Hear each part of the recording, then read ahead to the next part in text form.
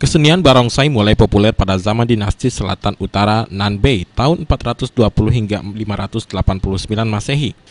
Kala itu pasukan dari Raja Songwen kewalahan menghadapi serangan pasukan gajah Raja Fan dari negeri Linyi. Seorang panglima perang bernama Zongku membuat tiruan boneka singa untuk mengusir pasukan Raja Fan. Ternyata upaya tersebut sukses hingga akhirnya tarian barongsai melegenda hingga sekarang. Kesenian barongsai hingga kini menjadi salah satu tradisi yang terus terjaga. Menjelang tahun baru Imlek, biasanya barongsai ini kerap tampil di berbagai acara.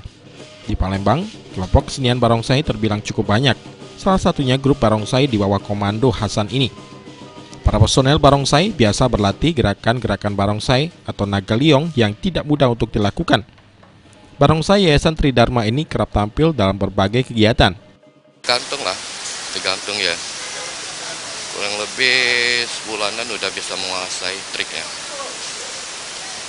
Itu singa. Nah. Singa itu ada warna apa? Filosofinya kok. Yang merah dan yang putih. Simbol warna ya, Pak. Nah.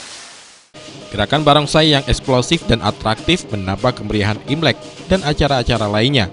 Selain itu, hal ini merupakan salah satu tradisi dan kesenian etnis Tionghoa bisa terus dijaga. Adat istiadat dari turun-temurun warga Tionghoa. Jadi dengan adanya barongsai ini, Imlek itu seperti rezeki gitu. Iya, gitu. Biasanya selain Imlek, biasanya suka di apa, Pak? Ya, acara-acara hari ulang tahun kelenteng. Itu masyarakat memang antusias seperti itu, identik dengan barongsai. Gitu. Sering bayar tanggap barongsai, Pak? Sering. Tim Liputan PAL TV.